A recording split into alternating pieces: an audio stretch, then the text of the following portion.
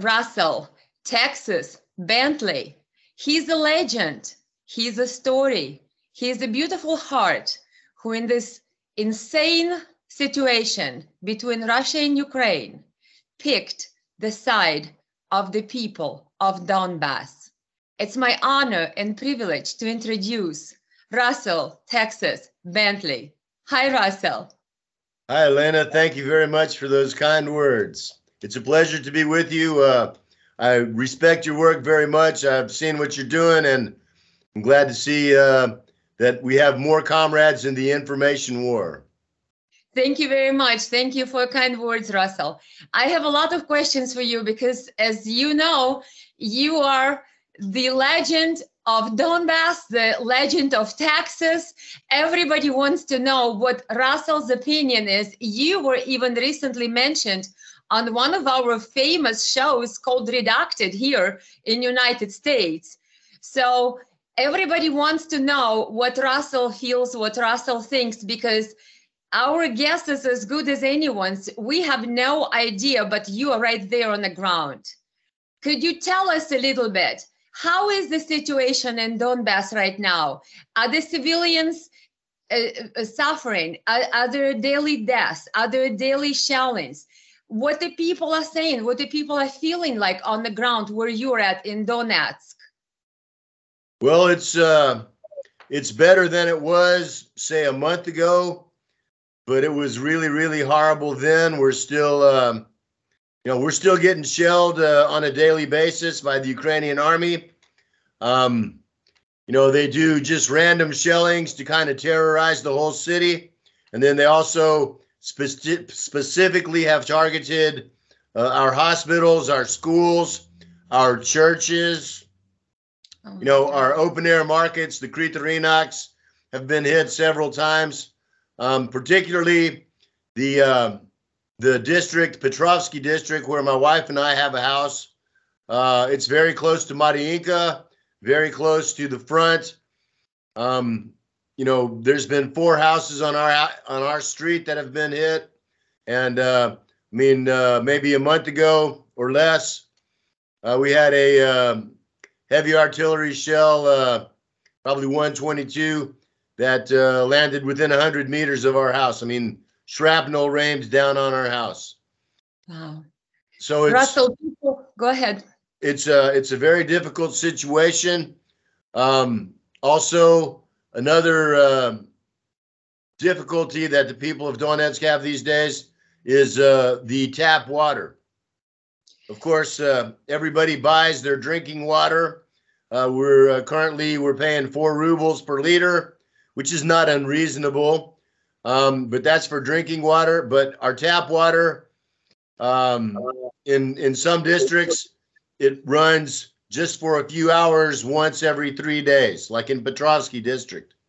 So that's, for taking a bath, for flushing the toilet, for washing dishes, stuff like that. You have to save up as much as you can as soon as it starts running. And sometimes it doesn't start running. It doesn't start running.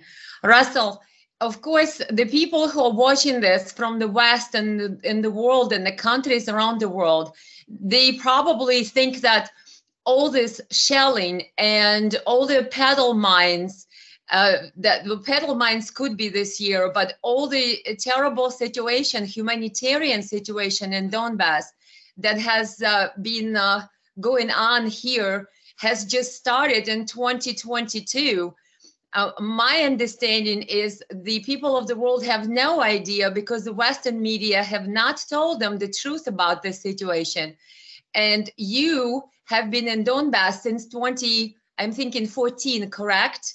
That's correct. You could probably attest that this is not new situation. The shelling in Donbass has not started in 2022.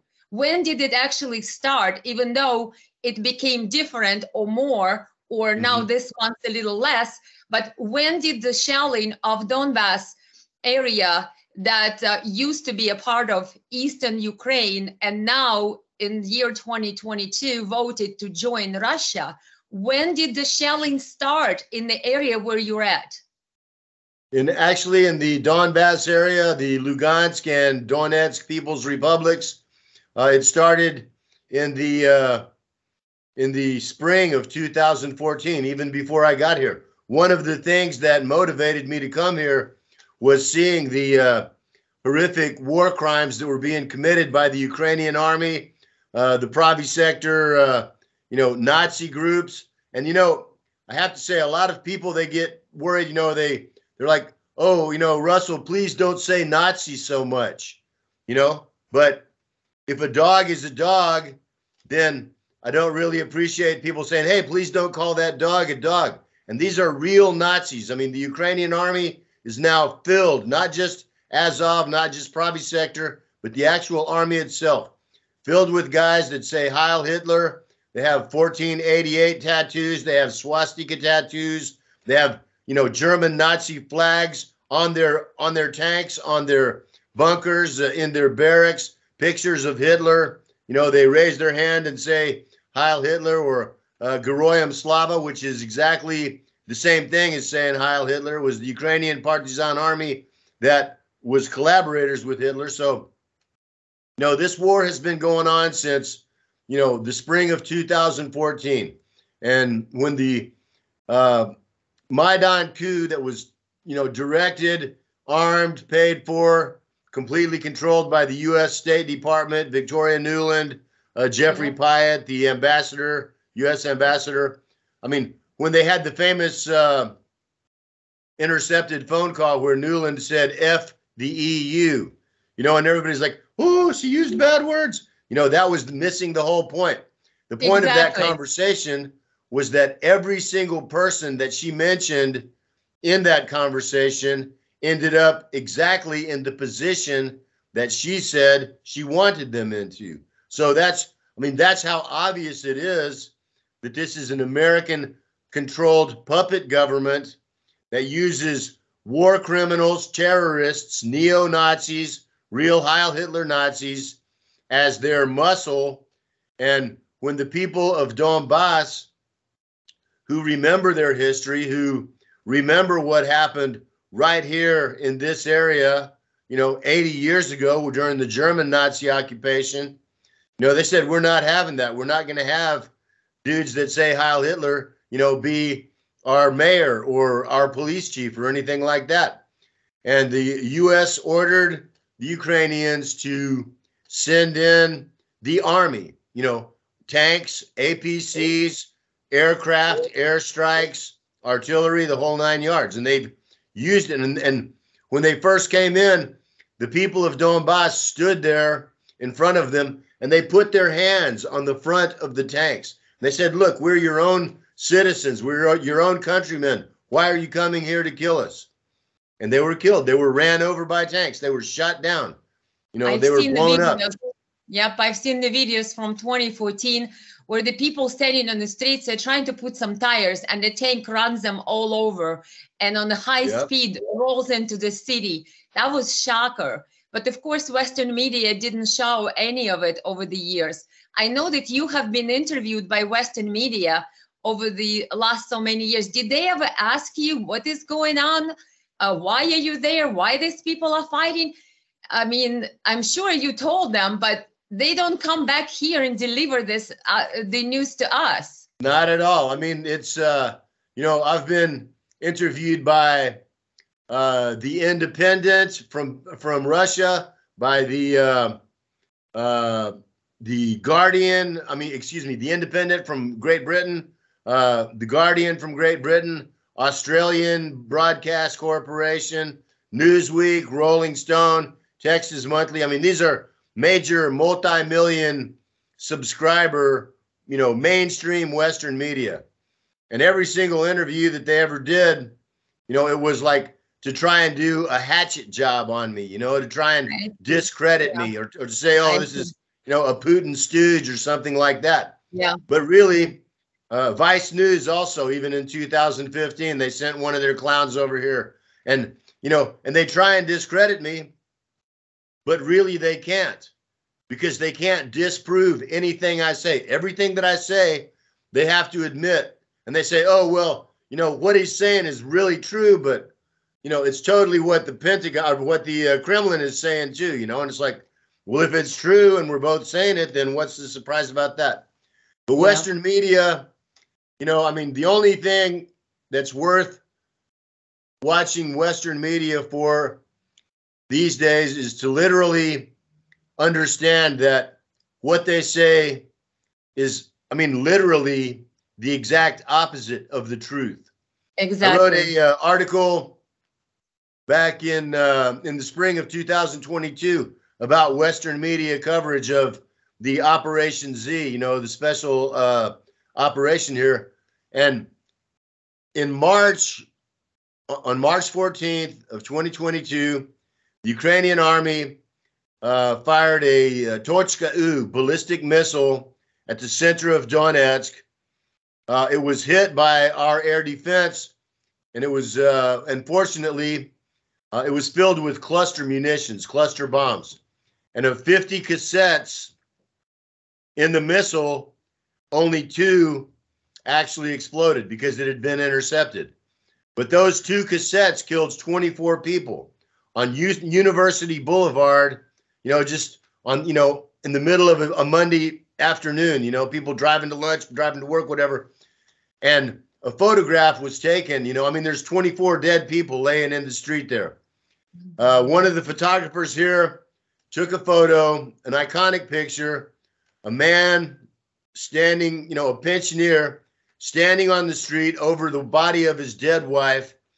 Yes, I remember that. His face in his hands. Yes, yes. Okay. The next day, La Stampa, a major Italian newspaper, on their front page, top fold, big picture. This picture, they stole it from the photographer. They didn't ask his permission. They didn't pay him. They stole this photo. They run it on their front page, and it's like the carnage. Russia continues to attack Ukraine. Yep. So they use a photograph of a Ukrainian attack against Donetsk, and the headline, Russia attacks Ukraine. And that's far, far, far from the only, and it's not the only example at all. There's dozens of them. Yes, so literally they're saying the opposite of the truth. And that's not a lie, that's a damn lie. I get it, because it almost looks like, and I've heard several people who actually understand what happens in Ukraine said, there is a pretty safe bet that whatever Ukraine says Russia is doing is actually what Ukraine is doing, sort of as a projection.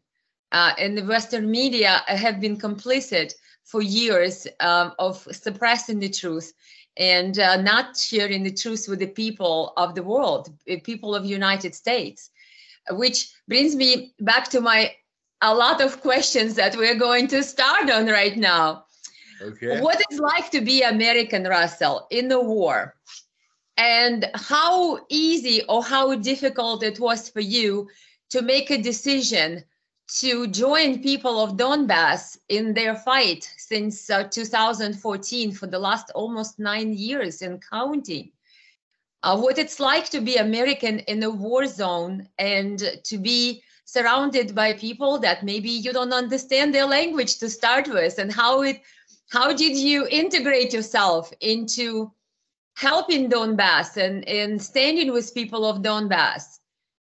Well, growing up, I always was paying attention to history and politics. I was born in 1960. So, this was the time I remember. I lived in Dallas when John F. Kennedy was murdered there. I remember it. This was the time of the Vietnam War, of the civil rights movement, where people were marching to be treated equally as other citizens. And, I understood that perhaps the dominant paradigm, the opinion that most people had was not only maybe not true, but maybe not even good, And so I studied, I read like the books of Ho Chi Minh. I came to understand that the Vietnamese people had every right to defend themselves and their country against foreign invaders, And so I always had a different perspective from most people in America. I saw what happened in Yugoslavia. I saw, the first Iraq War, the second Iraq War, Afghanistan, 9/11, which, anyone with any sense knows that that was a job that was done by the United States government. It was an inside job, and that's all there is to it. There's no other possible explanation for it. So, I saw a government, the U.S. government, that was murdering and pillaging countries around the world and starting to do the same thing to their own citizens. I saw when Muammar Gaddafi was murdered in 2011, and the most prosperous country in Africa, which was Libya, was turned into a failed state and Mad Max, bandit country. And it had been the most prosperous country in Africa. And after that happened, I was ashamed to be living in America and not doing more than I was doing. I was furiously writing on Facebook, and putting the angry icon and stuff like that. But that did not cut it for me, So, and so when I saw the same thing happening in Maidan, I understood that it was a foreign-backed coup d'etat, that the United States was going to go in and do to Ukraine what they had done to Libya and Yugoslavia and Iraq and Afghanistan. And when I saw the people of Donbass suffering under airstrikes and artillery strikes and being blown up by tanks and snipers, I said, I'm going to go there, and I'm either going to defeat these Nazis that are attacking them, or I'm going to die with them. I'm going to stand on the right side of history, whatever comes. And to be honest, when I came here in December of 2014, I was 54 years old. I didn't really speak any Russian at all. I did have some military experience, but I didn't expect to live through the winter. I didn't. And it wasn't that I had a death wish by any means. I had a good job. I had a nice, comfortable life in the United States, but I had to stand up for my principles and what I believed in. And so I came here and I joined the Army here. I joined Vostok Battalion and Sud Vremeny. I ended up working in the Spetsnaz Battalion too. 2014, 2015, and 2017, I served in the Army in combat on the front lines. And I've also been doing information warfare since then and humanitarian aid. And I'm very proud of the humanitarian work that we've done and for my journalism that has reached people across the world and has gotten the truth out there. It's like independent journalists, honest journalists like us, Elena, we're fighting a war that's literally a million to one against us. For every dollar that we have, the BBC and CNN and all these liars, New York Times, New York Post, they have millions of dollars, but we have the truth, and a dollar's worth of truth is more powerful than $1,000 of BS. I agree with you regarding the truth being the main factor that we all should strive to uncover the truth, because if we have been lied to, and I believe we American people here in America, the taxpayers, we have been lied to for years. We have been sending money to Ukraine under the premise that we're fighting the war of sorts that Putin started. And then we know that the coup that started in 2014, late 2013 in Ukraine was orchestrated by, as we know now, by Victoria Nuland, Barack Obama, Biden, Pelosi, Kerry, even McCain, a Republican senator, was flying there every week. Joe Biden was vice president at the time. And of course, Victoria Nuland, like you mentioned in that famously leaked conversation, handpicked Ukrainian coup government, which the coup removed democratically elected at that time president of Ukraine, Viktor Yanukovych. And so all these people, the Biden, the Obama, who actually, you rightly so mentioned about Libya, Obama said Gaddafi must go. Remember that famous speech that Obama declared that Gaddafi needs to go. And then they took down Gaddafi, Muammar Gaddafi, Libyan leader. And so in the year 2022, Joe Biden went to Poland and he gave a big speech. And he said regarding Mr. Putin, Russian president this time, this man cannot remain in power. So all United States foreign policy seems to be running around the world, changing regimes, taking the leaders of the countries down, which were democratically elected. In the case of Viktor Yanukovych in Ukraine in 2014, he was legally elected president. And Victoria Nuland, with Jeffrey Pyatt, like you mentioned, at the time, ambassador to Ukraine from United States, have handpicked Ukrainian government. And Oliver Stone is a famous filmmaker from the United States. He made a great movie about it, Ukraine on Fire. So if everybody wants to know how the Maidan coup, Maidan from Ukrainian is translated as a square. That's a square in front of, I believe, the parliament in Ukraine. So if you guys hear Maidan, that means the coup at the square in front of the parliament in Ukraine, in the capital city, Kiev. Because not many foreigners know what Maidan is, right? But we do know now that media has been lying to us. Our corrupt politicians have been lying to us. While all this year, our taxpayers' money have been killing people in former Eastern Ukraine area. Now, after the referendum, that area joined Russia, even though we know Ukraine and the West do not recognize the referendums and referenda, but doesn't matter. It's just the area of Donbass region, Lugansk and Donetsk, where people for the last 9 years have been killed. And we American people have been sold lies that we're fighting Putin for all these 9 years. Russian army wasn't even there until 2022. So who was Ukraine fighting? Their own people, their former citizens. At that time, their own citizens, is Ukraine claims that's their territory, right? So if Ukraine claims that's their territory, how come you're killing your own citizens with weapons provided by United States taxpayers? This is insanity.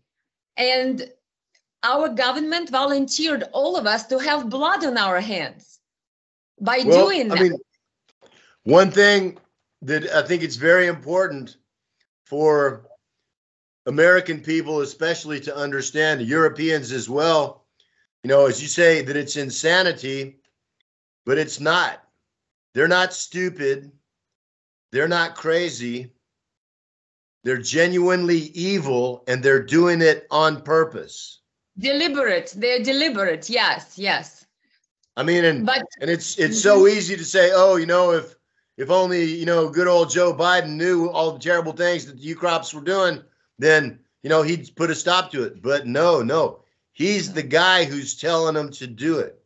You know, I mean, and the thing that Americans need to understand is that the crimes that the U.S. government has committed around the world, most especially for the last 20 years since the 21st century, the things that they've done to people in other countries, they're now starting to do to the people in the United States, and they're gonna do it.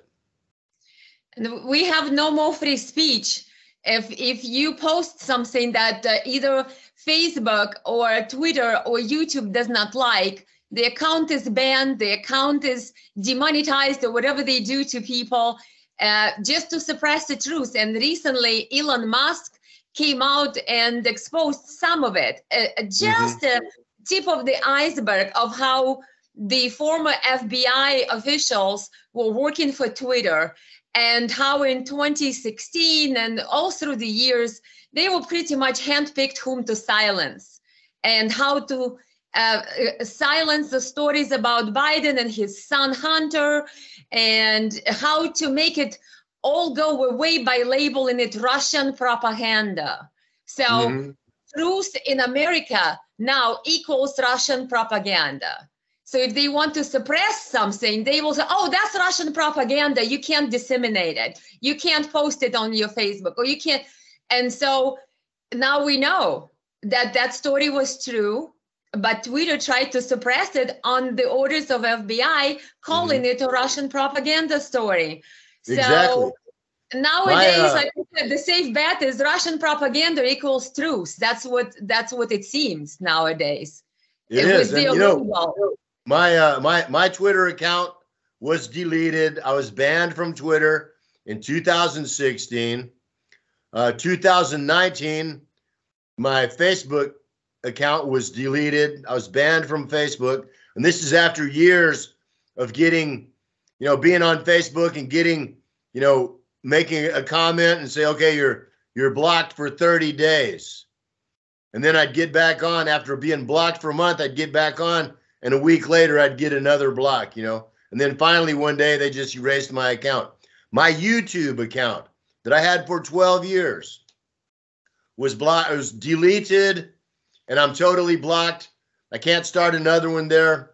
I can't even sign in to, like, you know, like a video or make a comment. You know, that happened in 2022.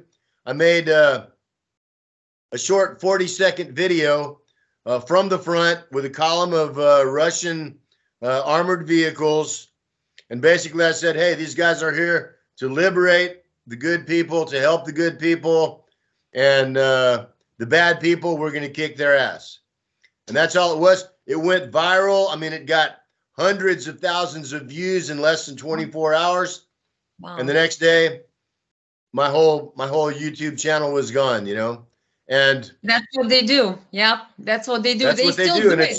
And it's important to understand that, you know, I mean, like say Alex Jones, for example, he was, in my opinion, the canary in the coal mine. You know, he was the first guy to get totally like unpersoned, you know, to be completely deplatformed. And he's about the only guy that I know that's been more censored than myself, you know. And the thing is, people need to understand that, you know, the guys who, you know, who continue to have a YouTube account, they're lucky. And eventually, you know, Google's going to get around to erasing them and stuff too. But, you know, or as soon as it starts getting big. But, you know, a lot of them, you know, they walk a fine line. They're not there really to tell the truth. You know, they're there to get views or make a name for themselves or make some money or something like that. And that's, you know, I mean, and there's nothing wrong with that. That's, you know, being a professional journalist or whatever, but it's not being an information warrior. And the ones who really are fighting against the Nazis, the ones who are really telling the hard truth and are putting it in context in a way that can make people understand what's really happening. And not only that, what they really need to do. You know, those are the ones that scare, you know, Silicon Valley and the oligarchs in the West. And those are the ones that get deplatformed, you know. And so, I mean, I kind of wear it as a badge of honor that, you know, Facebook and Twitter and YouTube kicked me off, you know. And I'm still on Telegram and I'm still on VContact. I mean, I have 3 websites. I have RussellTexasBentley.com. I have RussellTexasBentley.org and RussellTexasBentley.info, and they're all hacked. I can't even get on any of them. They're still there, but I can't get on any of them, you know. I mean, so, you know, somebody serious is doing some real work to try and prevent me from being able to say what I say. And so people just need to understand. I mean, I'm glad to see all the people from around the world that have come here, all the guys that have started talking about Donbass in the last year, but I didn't come here last year. I didn't start talking about it last year. I've been talking about it for 8 years, and the things that all these people that are coming here now are saying are the things that I said 5 or 6 years ago and been saying all along, so, and I'm glad they're here and I'm glad the message is getting out, but, all these, these people, especially, some of the guys that, are claiming to be experts or, are thought of as experts now, and they've never been here. They never started talking about this war until, a year ago, and that just, it's a little bit irritating to see, some dude that, it's like, how do you say it? He comes in the 9th inning of the baseball game and thinks he won the game, he's going to be the coach or something, but I'm glad and I appreciate everybody that's getting the truth out. We all have a contribution that we can make. We all have our part that we can play. Not everybody, can be a soldier and come to the front and serve in the army like I did. Not everybody can afford to send money for human aid. Not everybody, can, write eloquently or speak persuasively, but everybody can do something. If you were in America, what would you advise Americans do if they understand what is happening right now between Russia and Ukraine? I have told people, contact your representatives, contact your elected officials, give them a call, send them a letter. But on the other hand, people say, but they don't listen to us. They don't listen. Elena, let me tell you, and I've been telling Americans this for some years now. The last time I voted was in the year 2000. After Bush stole the election, I finally understood. In 1990, I ran for United States Senator in the state of Minnesota on an independent party, as an independent party candidate. And I got 30,000 votes, which was like, 1%, but, I trusted in American politics back then. And I can tell you that in 1990 in Minneapolis, which was back then a very educated and progressive city, one of the best in the United States, there was an anarchist newspaper that I saw that was like on the street. And it had a picture that year. It was George Bush Sr. running against Bill Clinton, or Clinton running against George Bush Sr. And they had a picture of Bush Sr. and Clinton. And the headline was, and they used a little bit more explicit language, but they said, same excrement, different pile, if you catch my meaning there. And, and even back then, and I was like 30 years old, I was old enough to know better, but I thought, but I was still like naive and idealistic. I thought, well, there's got to be something different. Clinton's got to be a little bit better than George Bush Sr., the director of the CIA, the guy that ran the Iran-Contra and all these, but you know what? There's no difference. There's no difference. Voting in the United States in the 21st century is political masturbation. It is self-delusion. Are we gonna get censored? No. I'm not saying any bad words. That's a medical term. But listen to me. It is a fantasy. It is self-delusion. It is a waste of time and resources and energy. And in the end, all it does is leave a mess that somebody's going to have to clean up. So it's really a very apt, exact, specific analogy for it. And I tell you that, I mean, the elections are totally rigged now. No one can run for any office above a small town mayor that isn't already, you know, completely controlled by the establishment. You know, if somebody tries to get in, there's no way that they can win. I mean, and if they did win, they would be either co-opted or assassinated. I don't know if you remember Paul Wellstone, the U.S. Senator from Minnesota. He was actually one of the guys I ran against in 1990. And he was the last real honorable person that ever stepped foot in the U.S. Senate. And he died in a very mysterious plane crash right before the election when he was getting ready to win another 6 years. You know what I mean? So seriously, you know, writing to your representative, I mean, you see what I have right behind me right here? That's an AK-74. Is it the real one? A real Of course one? it's real. Of course it's Wow. real. The thing that people need to understand, and you know what? And that right there is a Bronick Gillette. That's a bulletproof vest. And it's Body real armor, too. yeah, yeah.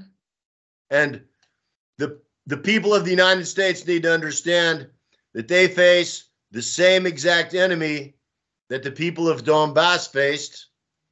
And the only way that they can protect themselves against it is the same way the people of Donbass protected themselves. You know, I mean, it's not like, you know, if Donbass had just surrendered and the Ukrainian army had come in and took control and they'd had the choice, oh, we're going to vote for Poroshenko or Zelensky. No, we're looking at genocide. We're looking at ethnic cleansing. We're looking at, you know, the intentional destruction of the quality of life and, you know, the future of our civilians and our families. And so people have to get serious. This is every bit as serious. This is the Third World War. And it's not going to be won by writing letters to the editor or writing letters to your representative or voting for the Green Party or the Democratic Party or the Republican Party. It's not going to be won by standing on the corner with the sign and then going home and, you know, hitting the angry sign on the Facebook comment.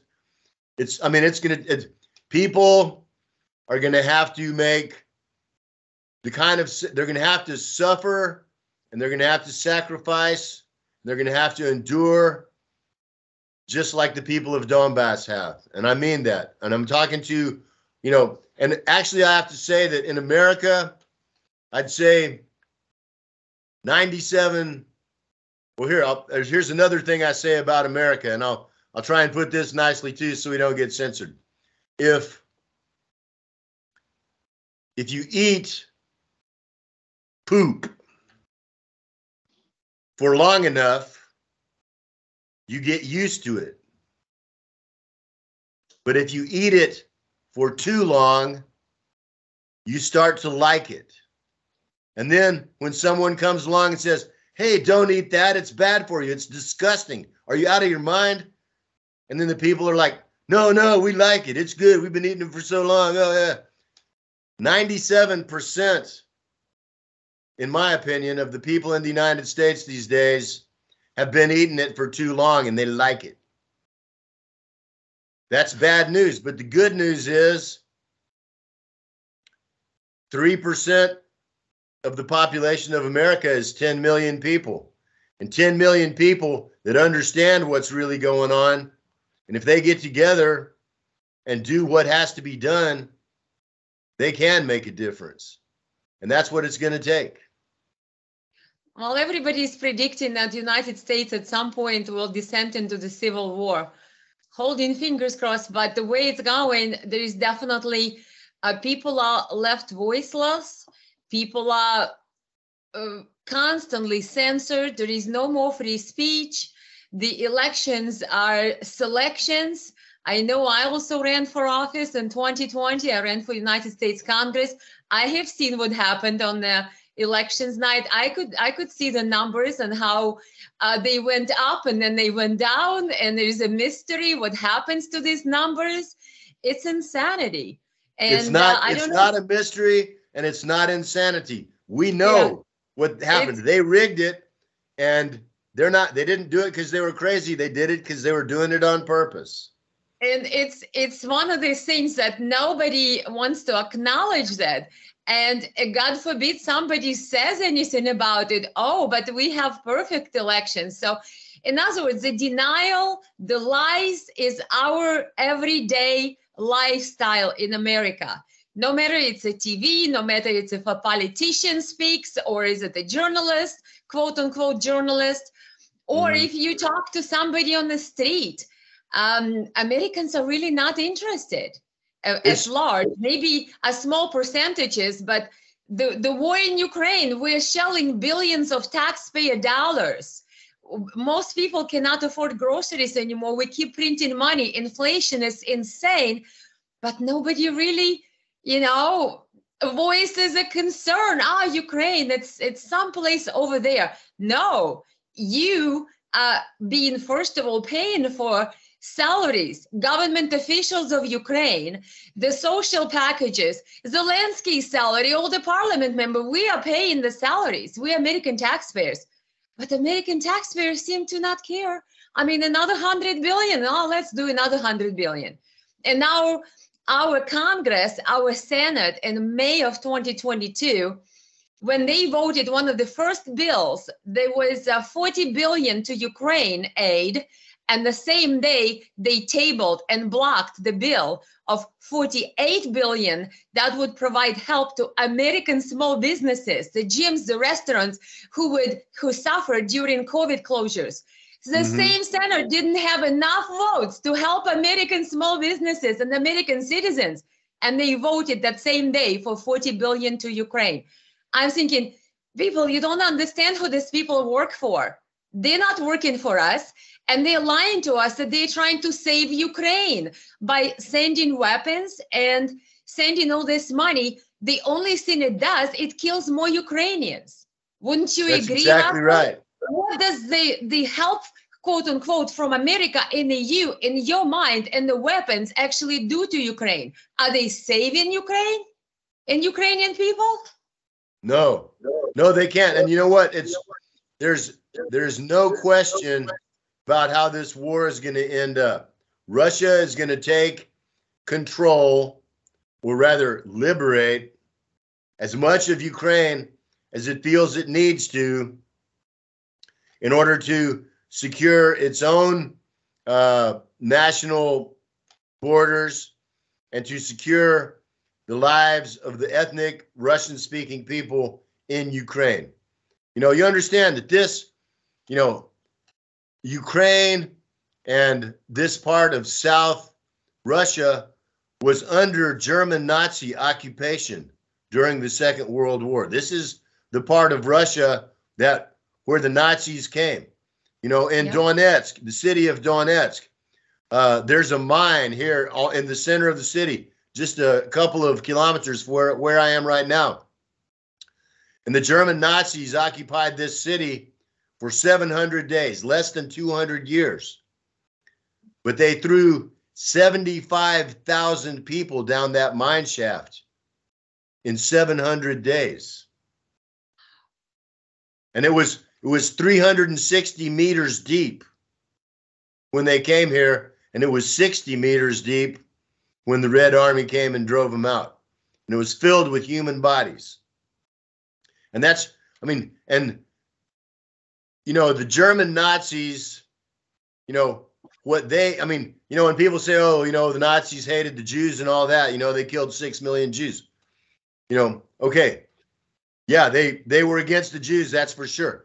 But they were first against the communists and against the Soviet Union and against the Russian people. They killed 26 million Soviet citizens in that war, and of course, for the first few years of the war, the British and the Americans were just kind of sitting back. Franklin Roosevelt himself said, well, if it looks like the Germans are going to win, then we'll go in on the sides of the Russians. And if it looks like the Russians are going to win, we'll go in on the sides of the Germans.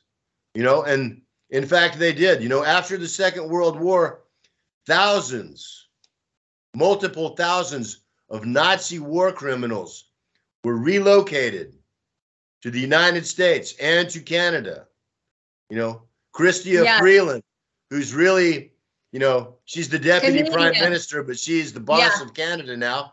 Her grandfather was a Nazi collaborator in Ukraine. Yes, he was. Yes. And I read an article that she, instead of showing at least, some type of a discontent about, obviously she cannot rewrite her parents' past, but she could at least have an opinion and distance herself. But she didn't. She, in fact, says that she embraces what her parents and the ideology, and this is insane. Again, I know you don't like the word insane, but I just don't. I am for lack of words that we in the 21st century have to discuss Nazis that are alive and well and are being rejuvenated and rebirthed in Europe after what the whole world went to in World War II, and how Americans and Brits and Soviet soldiers at the time, Red Army, fought side by side against Hitler and against Nazi ideology. And now United States, with the taxpayers' dollars, financing the people who openly in Ukraine profess Nazi ideology and spew the same slogans that Ukrainian nationalist Nazi collaborators during World War II were declaring back then. Now Nancy Pelosi repeats this "Glory to Ukraine, Hail Heroes, Hail Ukraine" slogan in United States Congress. We are insane here. If there is a right side of history, if there is a wrong side of history, I think it's pretty easy to see who is on the wrong side of history at this point in time. And who is supporting the ideology that has been condemned by generations of people and their ancestors of those people who died during World War II. You mentioned 26 million only on behalf of Soviet Union. And to be honest, I think there is also what they call unofficial figure. There's like official figure and unofficial. I almost seen the number of unofficial figures going towards and upwards of 40 plus million people.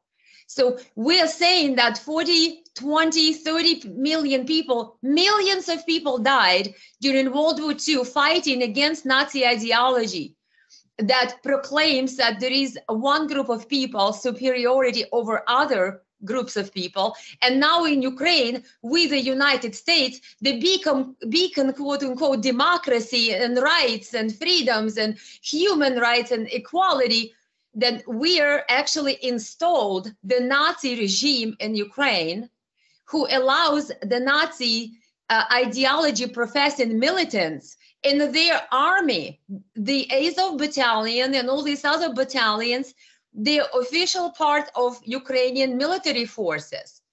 And it's, how do you explain that we Americans, I just don't understand. How could we even be there in this narrative on this wrong side of this history? It's insane to me.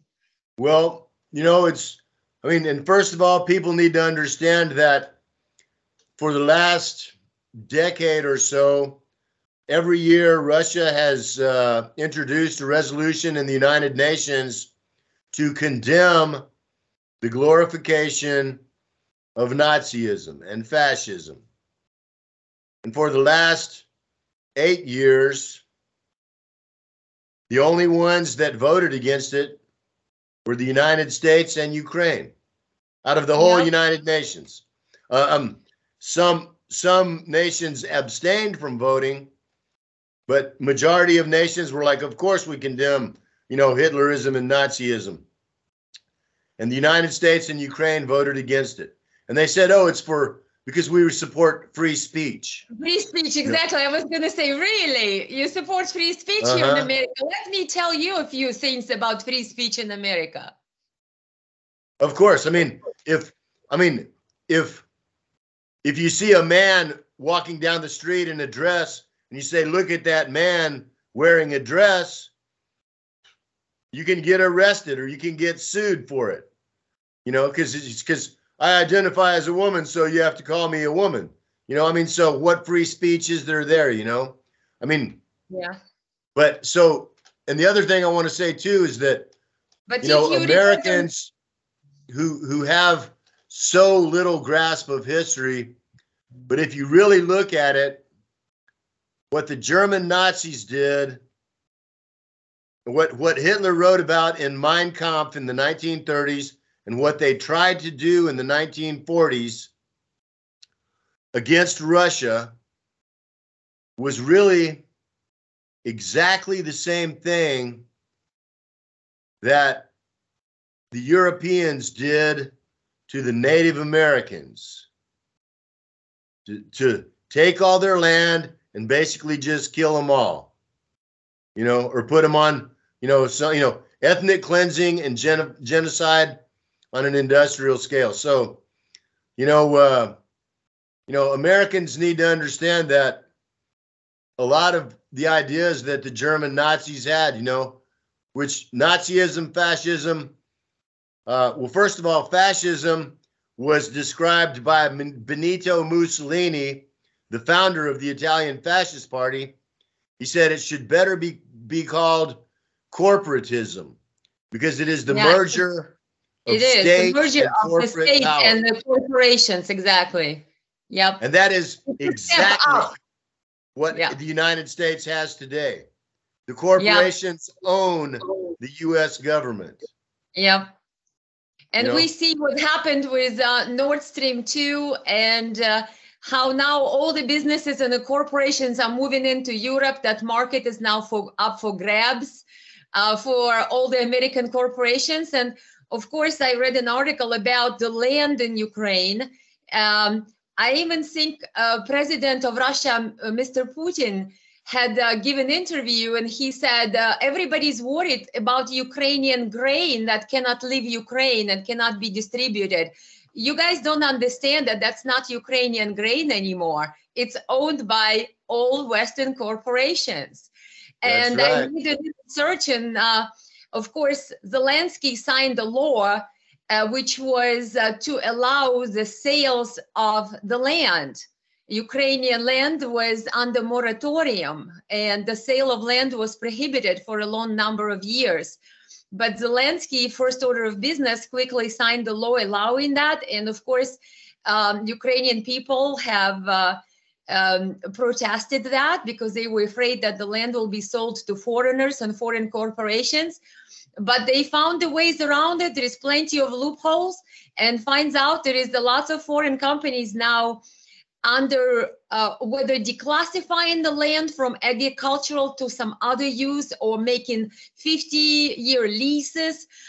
They moved in and Mr. Putin was right. There is very little in Ukraine that is belonging to Ukrainian people. The foreign corporations and the gas companies and the oil companies, if we remember Hunter Biden and his dealings with Burisma Oil, just following the coup. So the coup happened in Ukraine in 2014, sponsored again by Biden, Obama, Hillary, Newland, and all these guys, McCain, Kerry. And then Biden's son gets a job as a chief legal counsel for Ukrainian oil company, Burisma Oil, gas and oil company. Like what? So people of Ukraine had to live through removing of their legally elected president just so Hunter Biden's son could get a job in Ukraine, right? It's insane what's happening. They're doing it on purpose. They did it all on purpose. They made, and people say, oh, Hunter Biden was getting $50,000 a month as salary and he didn't even do any work for Burisma. They were stealing billions, thousands and thousands of millions of dollars. And as Hunter Biden said on his, on his emails that was found on his computer, and 10% for the big guy. Big guy, yes. And remember, there was this guy who came forward, Babulinski. I think Tony Babulinski, I'm not sure what's his first name. He was a former associate with Hunter Biden, and he kind of like turned whistleblower. And there is the excellent movie that was put together by Ukrainian investigative journalists about Hunter Biden and their dealings. And that involved the gas, the tariffs, in other words, they were doing deals through Cyprus, through Latvia, through Poland. Everybody is involved. And this is done by Ukrainian investigative journalists, not even anybody else. Yeah, sure, of course. Well, I mean, and it's good that there are still Ukrainian honest journalists, because, I mean, their country is being raped and robbed by the West. Exactly. I mean, it's being destroyed, and everything that's not nailed down is being stolen. You know, and that's what they said. They said that we don't want to be in the end. They actually said they have to cover their faces while they made that movie. The movie is called Ukrainian Lives Matter. It's presented by former parliament member Nadia Savchenko. I think she is presenting in that movie. And they said in the end of the movie that we do not want to be the monkeys in Biden's cage. And the whole movie, the premise is, they said, it's about external governing of Ukraine. Ukraine is basically turned into a colony ran by foreign interests, foreign politicians, and foreign corporations. And Ukrainian people not only do not own anything per se, they cannot speak freely. Zelensky banned all opposition parties. They're left voiceless. Now he has a war in church. The priests are getting harassed. And we're being sold an idea that we in some way helping, and Ukraine is this democracy. Have you seen, Russell, how they tie people to the street posts and the lampposts and beat these people and take their underwear down for public humiliation? That's like medieval style lynches. Ukraine has become a complete degradation. I don't know. I used to live in Ukraine. I remember what it used to be. This is total degradation, and American money is paying for that, for destruction of the country and destruction of the people, and for growing this Nazi ideology that has been slaughtering and killing people in Donbass for the last 9 years and counting. It's and people in America, in the world, have to know that, and you as a witness to that, a first-hand witness. I am a first-hand witness, and my warning to the good American people is this, is that if they want to know what their rulers in America have in mind and in store for them, all they have to do is look at Ukraine. Amen. That's what I was just going to say, Russell. For years, remember when Trump impeachment happened, the first impeachment? I could not believe it. I wrote all over wherever I could write. I said, people, they did exactly the same thing to President of Ukraine. The only difference was that President of Ukraine actually fled, and Trump didn't flee, and he actually stood up and fought. But the thing is, they removed the elected president of Ukraine back then in 2014, and we almost lost our own president here in the United States over Ukraine. Yeah. The same people who created the coup in Ukraine, the same people were trying to impeach Trump. And they were trying to impeach Trump because Trump asked the question, what are we doing in Ukraine? What our money is doing in Ukraine? What are we sending the money to Ukraine? In other words, you cannot even ask the question by being United States president, because you're going to be impeached. You're going to be thrown away. In America, your Twitter account will be deleted. Exactly. Well, Trump was banned from Twitter too. Sitting United States president has been banned from Twitter. And again, that's not about whether Trump is good or Trump is bad. That's just a fact that the same people who removed the elected president of Ukraine in 2014 were in charge of America at the time too, and were in charge of the America trying to impeach President Trump. and basically creating the same situation in the Ukraine. And I said to everybody, just like you said, you want to know why is this happening and what's the scenario? Just look to what happened in Ukraine. But people are too blinded. They don't see the parallels between Ukraine and America. But I am agree 100% with you, Russell. If you want to know, Ukraine is like a preview of upcoming attractions. And if Americans think that they're going to be sitting grilling hot dogs and having a beer on the porch for the next 10 years, think again. Ukraine has shown you what can happen and what likely is to happen the more voiceless we become. Because Ukrainian people were rendered voiceless. And the corrupt government, sponsored by our favorite Biden, quote unquote favorite, totally destroyed that country. And I always said, but the same people who destroyed Ukraine are in charge of United States. That's right. Guess what are they going to do to America? They destroyed Ukraine. You think they're interested in saving the United States? These are the same people. So I mean, and that's what I mean. Americans need to understand that, you know, it's not about black and white or conservative or liberal. There's two sides to this war, and it's the 1% and, you know, the 9% that work for the 1%, and it's the other 90% of us. You know, I mean, if you're, you know, middle class, if you're working class, then you have more in common with, you know, some black dude or some Mexican immigrant than you do with, you know, the dude that some white dude that's, you know, working on top of, you know, the Sears Tower or something in Chicago, you know, some oligarch. The people who love money, you know, and here's another thing, you know, one thing I always say, there's no such thing as a good billionaire, including Trump.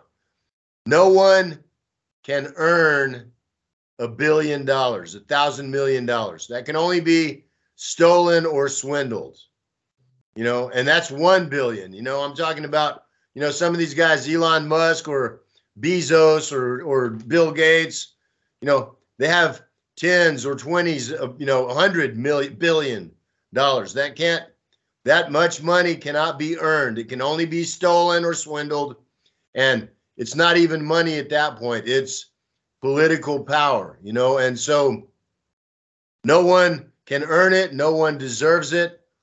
Every billionaire on this planet is an enemy of humanity. It's a war of victory or death. It's either going to be us or them. So people need to, you know, take this as seriously as a real war, because that's what it is. And I mean, me, I'm a Russian Orthodox Christian. I believe in God. I believe in the devil. I believe they're both here in this world right now and working. And all of us are on one side or the other. And it's not what you say, what side you're on. It's what you do that proves which side you're on. And we all have to be ready for some hard times. We have to be ready to make sacrifices for the greater good, for the future of humanity. That's our only hope, you know. And, you know, those who are on the side of good, who lose their lives, are martyrs. I believe in God. I believe in another life, another world after this. So, you know, I'm not afraid to give my life for a good cause. And that's what people need to understand is going to be asked of many of them. And they can either do it or not. You know, I mean, it's, you know, we're all going to die, and we have the choice, not whether we're going to die, but how we're going to live. So on your feet or on your knees. Do you, Russell, believe that we're on the brink of nuclear war? We, meaning the United States or some insane politician. Remember what they did with those 2 rockets that hit Poland, and how quickly the Baltic states said, oh yeah, we need to quickly call for Article 5. we need to attack Russia. Russians rockets, they did it. They did it. Zelensky, yeah, Russian rockets hit Poland, and then finds out they were not Russian rockets. They were but Ukrainian S-300s. Yes, but they were ready to attack Russia, nuke Russia, or whatever else they were going to try to do, invade Russia. What do you think? Well, I mean, I think that this war is going to go on for a long time. It's not just about Ukraine. It's a political and economic war that can go on for years or maybe even decades more. I do think it's going to end in a nuclear exchange. The people that own the U.S.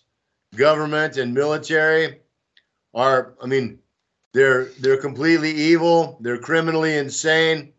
And I think that they think, you know, they've got enough money. They've already got their bunkers and their cities built on mountains. They probably have their bunkers ready, because the level of recklessness with which the policy and Russia nuclear nation is handled, they don't understand that that's not Iraq, where they pretended Iraq had nuclear weapons and basically destroyed that nation. Russia actually does have nuclear weapons, and Russia will not go down without a good fight. And they will not go down at all. I mean, if Russia goes down, the world's going down with them. I mean, and Putin's already said it, and I don't blame him, and I have no problem with him saying that. You know, I mean, Russia has already, you know, in the last 100 years, Russia has suffered the greatest attack, you know, in human history, and they ain't going to do it again. They have the weapons. You know, if they can't stop their enemies from destroying them, they're going to destroy those enemies too. Hopefully, I mean, and you know what? There's one hope. There is one hope, and that is that the good people, Russia is standing up to this satanic 1% cabal right now. That is, Russia is the obstacle to them being able to take over the world. And if the good people of the world, of the United States, of Europe, of the rest of humanity, of Australia and New Zealand and South America get together, and I mean together, like a fist, and stand against it, I hope and believe that we can save the world, but that's what it's going to take. Everybody's going to have to do their part. You know, people in America, you know, they can't just say, oh, well, Russia's going to save us or something like that. We all need to get together. We all have to do our part, you know, make our sacrifice if necessary. But that's the only hope that we have. But you're right. I do believe that the way it's looking is probably very likely that there will be a nuclear exchange at some point. And people don't understand that. They think that they're going to, Biden changed our nuclear policy. And I think they said he fitted more towards Obama, that United States can do what they call preemptive strikes, or a strike first. They actually have a bunch of reasons. And one of the reasons is like, doesn't even have anything to do with actual strike or threat. It could be, the deemed threat could be hacking attack. In other words, if somebody hacks computers, this could be already a reason to nuke a country. Imagine if, God forbid, somebody hacks some United States government or whatnot computers, and they will blame it on Russia and say, oh yeah, the Russian hackers did it. Now we have a right to nuke Russia. Can you believe that? This is what may happen at any time. Yeah, I mean, and that's why Russia has said, if you hit us, we're going to hit back. We'll be martyrs and you'll just be dead. I mean, and so it's really sad. And it's, you know, that's why it's, you know, it's up to the goodness, the spirit, the souls of all good people in this world now to stand up and do their part. That's the only hope. That is the only hope. Yeah, because it does seem like our politicians definitely lost their mind. At They least sold their souls. They they sold their sold their souls. souls. Absolutely. They don't care about people. They just sold their souls to their donors or whoever their corporate interests are. And yeah, Victoria Nuland, when she delivered that famous speech in 2013 in Kiev, in Ukraine, saying Ukraine needs to have democratic changes. And we Americans have invested $5 billion back then to bring democratic changes to Ukraine. The sponsor of this talk to Kiev business people was Chevron Oil. Of course, because they want to do the fracking in Ukraine, which is profitable to them, but it poisons the groundwater. You can't drink it. You can't use it to make crops with. I mean, it's genuinely evil, And well, they're serving the corporations. But I mean, at least if you do, stop pretending. Don't tell me that you care about the little Ukrainian children. Just tell me that you sold your soul to the corporation and you're promoting their interest. But when Biden comes in on TV screen and tells me that, oh, I just looked at the Ukrainian children's eyes, he said it in May when he spoke in Poland, and those eyes, you just have just seen them. That's just boy.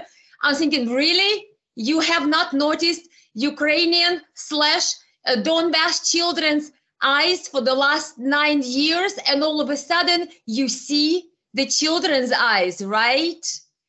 What hypocrites! It's I don't want to say despicable. It's despicable to watch these people, how they get in front of the camera and suddenly they care about children.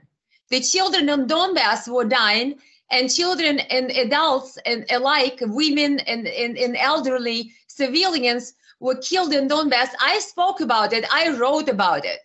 Only a few people who know me personally and who know that I am originally from Ukraine area. Of course, I lived in Russia as well. I'm fluent in both languages, but the people who know me believed what I'm saying because I usually will have an article or a photograph or something. But for most people in the United States said, Elena, how come I don't see this on TV?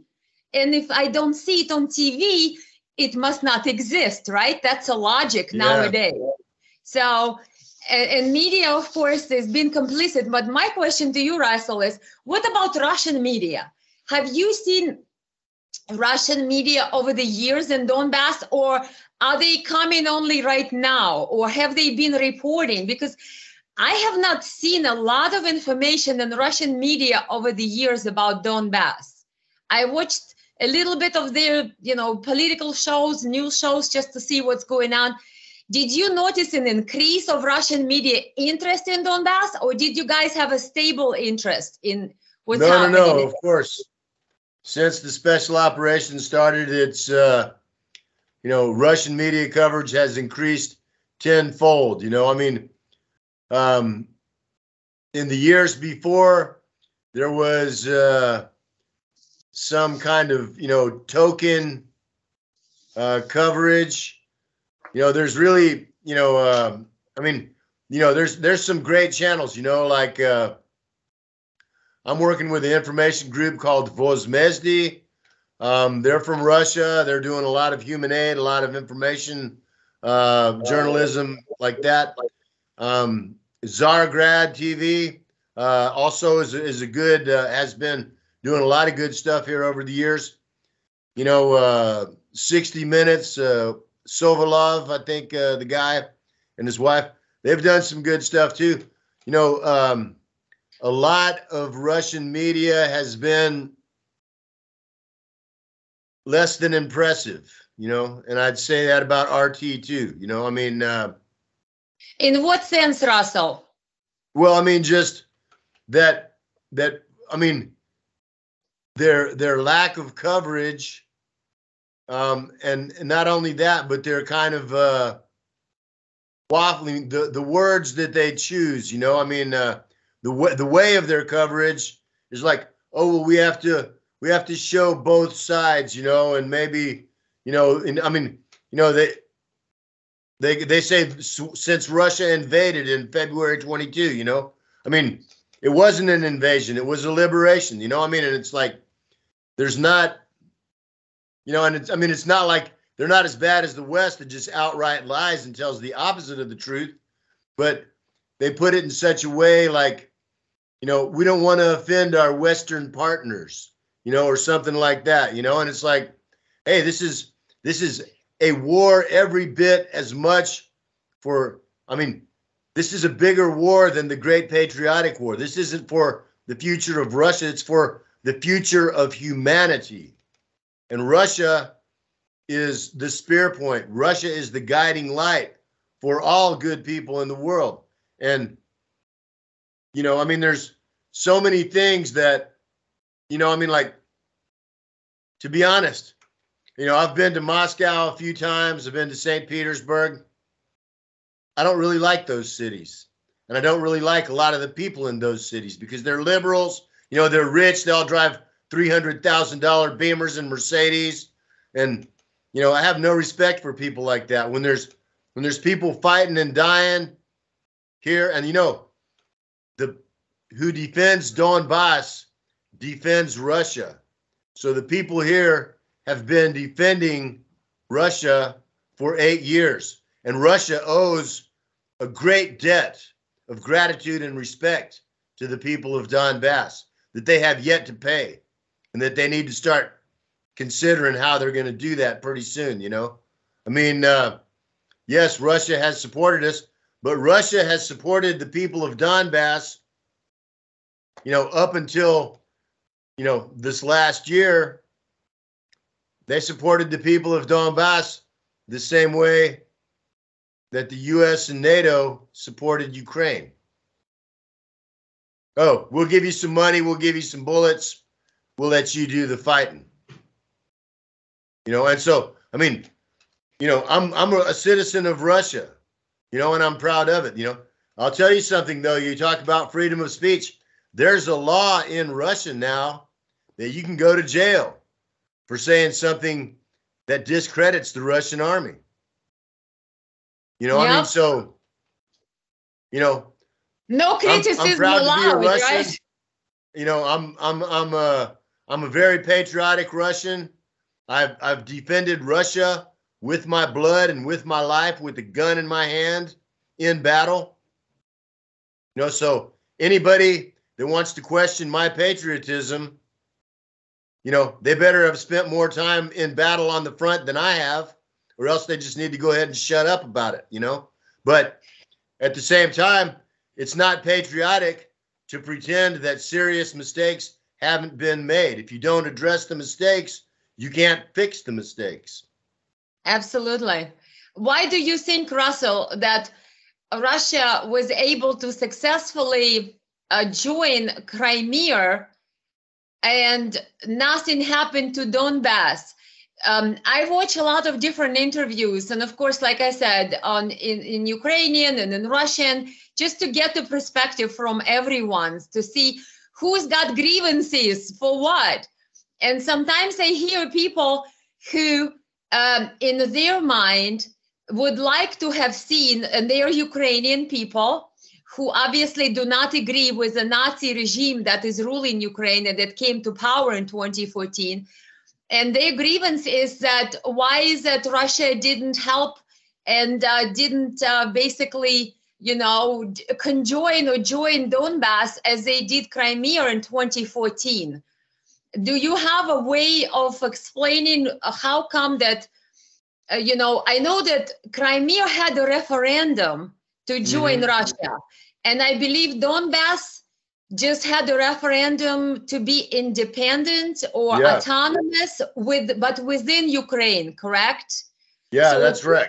And so I mean, Donbass was not seeking to join Russia, and Crimea was. Is that why Donbass did not join Russia when Crimea did in 2014?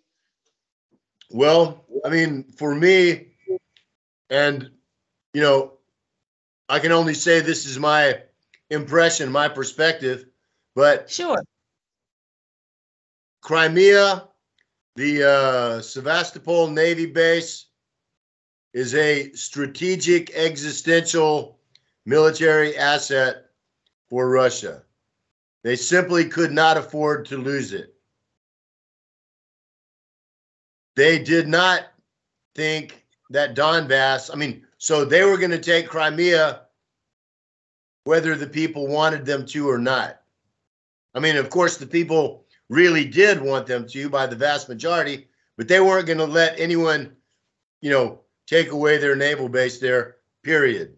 And they also had 40,000 soldiers already, Russian soldiers in Crimea at the time. It wasn't, they didn't invade by the treaty that they made with Ukraine, where they paid them $100 million a year to lease the naval base. They did. They had the right to put have those soldiers there. Yeah. So they had, a very significant fighting force already there in Crimea. They had an absolutely existential reason, that they couldn't afford to lose this strategic asset. So they made the right move in Crimea. Absolutely. I totally support it. I think that they made a mistake in not understanding that Donbass was every bit as strategic and essential to Russia as the Crimea was. And I think it was a big mistake that they didn't do what they did in 2022 in 2014. And there may be some good reasons for that, economic, militarily, politically. But, they got strung along by the Minsk agreements for 8 years. And and now Merkel and Hollande have both come out and said, yeah, it was all BS the whole time. We were just, telling them what they wanted to hear so we could, gain more time to strengthen up the Ukrainian army. Yeah. So the Minsk mistakes agreements were made. Yeah, the Minsk agreements basically were a ploy to buy Ukraine more time. And former German Chancellor Angela Merkel and former President of France, the Hollande, Francois, I think Hollande, or I don't remember what his first name was. He came out and confirmed that they signed those ceasefire agreements. And I believe Donbass was supposed to have been given autonomy within Ukraine under Minsk agreement. And the people would have rights to vote for their own local governments and their own local law, but none of that was implemented. And the attacks continued, and Donbass people were continuing to be killed despite the existence of Minsk peace accords, peace agreement. And now they're all coming out and totally shamelessly saying that they basically created this to buy Ukraine more time, to turn Ukraine into NATO-trained army to attack Donbass. But I think you also mentioned in one of the interviews that the reason Russia came in when Russia came in was because of the impending attack from Ukrainian forces in March or something along those lines. I think you mentioned that. That's exactly right. And it's been fully documented and confirmed. It's beyond any question. The Ukrainian army had 150,000 soldiers, all heavy equipment, extra gasoline, extra ammo. And they had a plan in the first week of March 2022. They were going to assault into the center of the major cities of Lugansk and Donetsk People's Republics, which would be Donetsk, particularly Makiivka, Iznovata, Gorlovka, and the city of Lugansk. The reason, what happened in 2015, they tried to make an attack. This is where we got the first Minsk agreement from. They tried to go around the cities and close off the border, but they were smashed out in the open fields by artillery, grads. So they were able to be hit in the open fields. So their plan this time was to come, and you understand that even to this day, even today, the city limits of Donetsk is basically the front line. From our house in Petrovsky district, even though they've moved the Ukrops back some kilometers, but we're still, a 10-minute tank drive from Ukrainian positions to Donetsk city. Basically a front line. The border is basically And so a front line. their 60 plan was minutes to to the come front line. Wow. directly, break through the front lines, come directly into the city, and then, just like they did in Mariupol, use the civilians as human shields, which would have neutralized Russia's three main military advantages, which is its air power, its missile power, and its artillery. And then it would have been, it would have been like, Rwanda or Sarajevo or something. It would have been, true hell on earth for the people here. And it would have been, like Stalingrad for the Russians to try and come in and liberate it. So the Russians did make, one of the great military moves and one of the great humanitarian and, moral moves of the 21st century by coming in when they did. They could have come in. They made a lot of mistakes in the beginning, and hopefully those mistakes are now getting ironed out and corrected. We will soon see. My opinion is that, the longer this war goes on, the worse it's going to be, the more difficult it's going to be for Russia, the more it's going to cost Russia and the good people of Ukraine. In my opinion, the minimum as the Russians themselves have said, the goals of the operation are to denazify and demilitarize Ukraine. Anything less than Russian control of Kiev and everything east of the Dnieper River and including Odessa and all the way up to Transnistria, anything less than that is a failure and will only invite further attacks and encroachments. The quicker that Russia can make a decisive military victory, take all the land that it needs to, and hold it without retreating a single inch, the better it's going to be for the people of Donbass and Ukraine and Russia and the world. Why do you think the Russia it doesn't seem like it may have come in with a larger number of troops when it did in February of 2022? It only brought, I read, up to 200,000 troops. And a lot of military experts were saying that this was not enough to basically overtake the positions of Ukrainian troops. That is correct. The Western media tries to say that, Putin was going to take Kiev in 3 days, and look, he failed. Well, first of all, Putin never said that he was going to take Kiev or Ukraine, and on top of it, in 3 days. And nobody who comes in with 200,000 troops is going to take a country of 40 million people. That's right. Even insanity to suggest that. But it kind of sort of looked like Russia didn't really want to have this blow and mushroom into the war if they only came with 200,000 troops. What do you think? Why did they bring the 200,000? Because it doesn't seem enough for the big full-scale war. Is it because it seemed like Russia was hoping that if they come in, there will be a good negotiation and this will be over, that nobody really has to, quote unquote, fight and die? But the West looks like refused to negotiate. The first attempts to negotiating were made in Minsk again, and then in Turkey. But then either Biden or Boris Johnson, I think, got involved and they stalled all negotiations. So now there is actual war. But it sort of kind of looked like Russia really didn't want to have it mushroom into the full-scale war. What do you think? Why did they come in? I think that's true. I think that with honorable and humanistic intentions, Russia expected that most Ukrainians, particularly in the eastern half of the country, would welcome the Russian army as liberators and say, thank you for saving us from these foreign-controlled Nazis.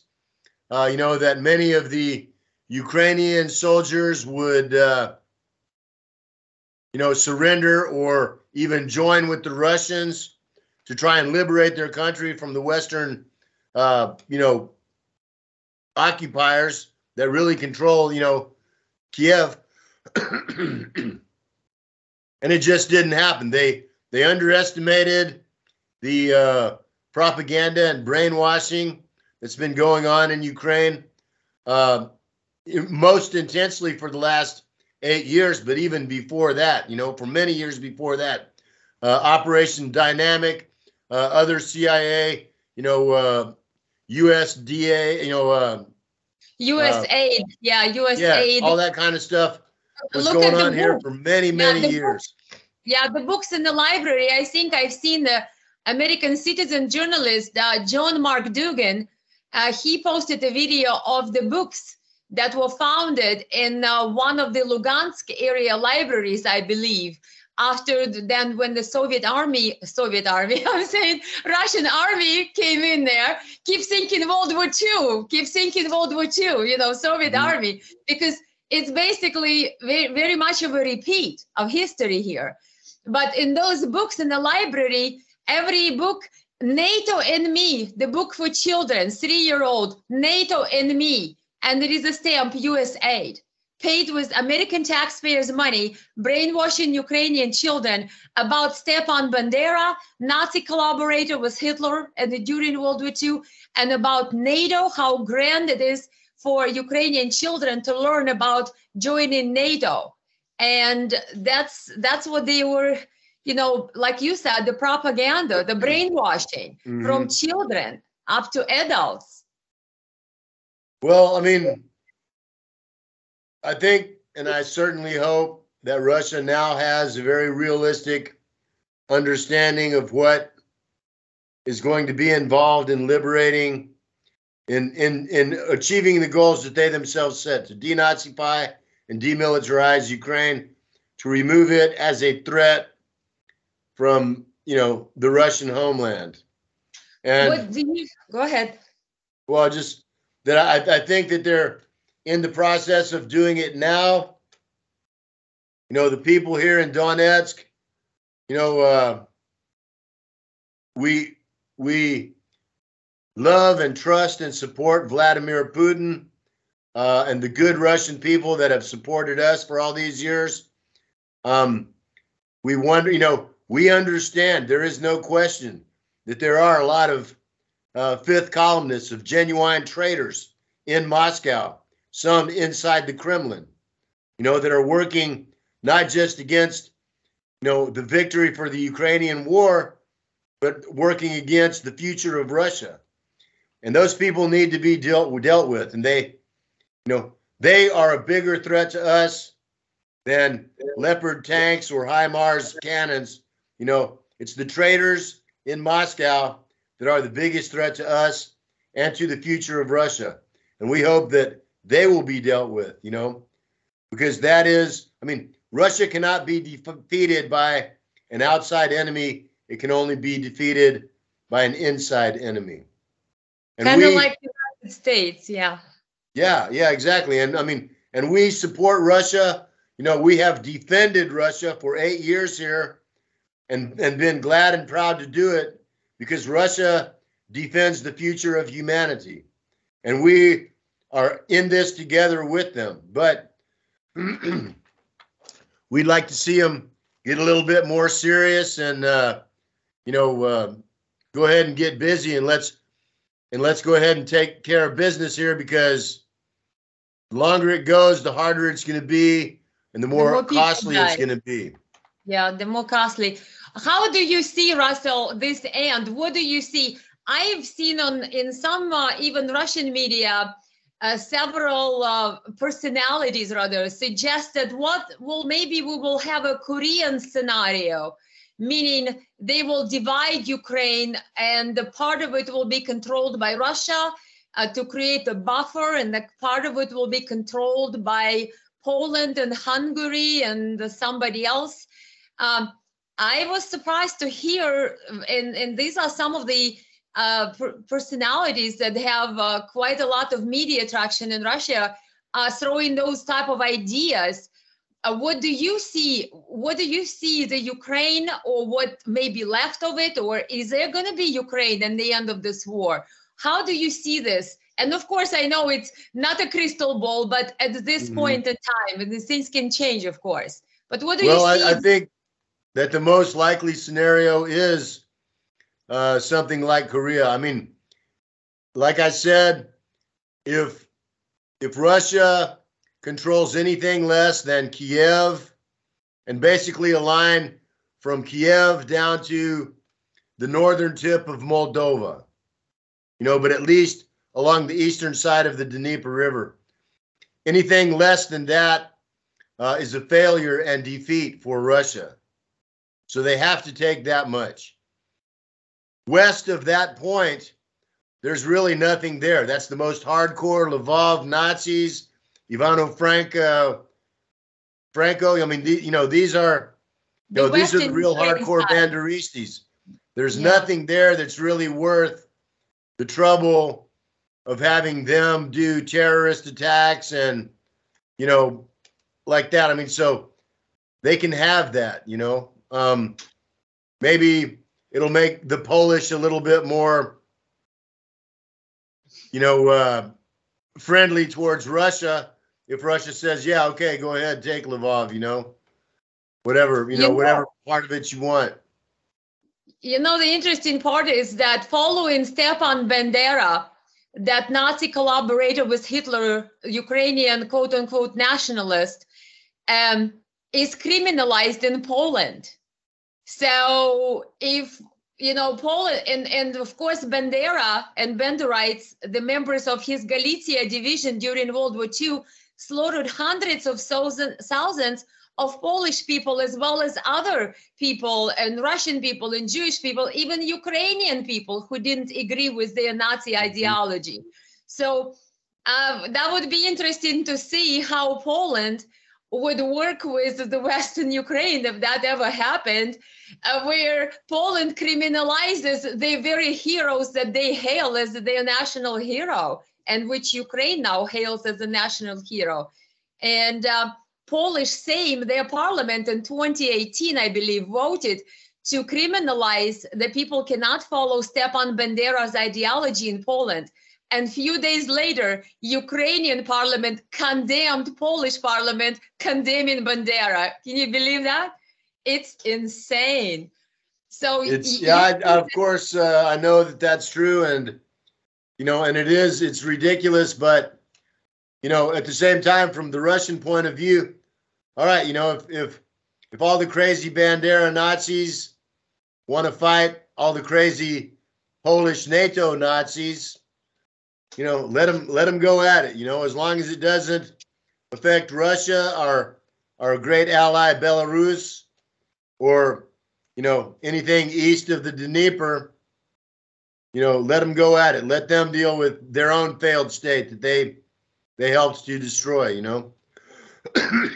Russell, if you were in charge of Russian military, what would you do if Mr. Putin would call you on the phone? It's like, hey, Russell, I think I need a guy like you. Everybody here was just too complicit and too afraid to make rough and tough decisions.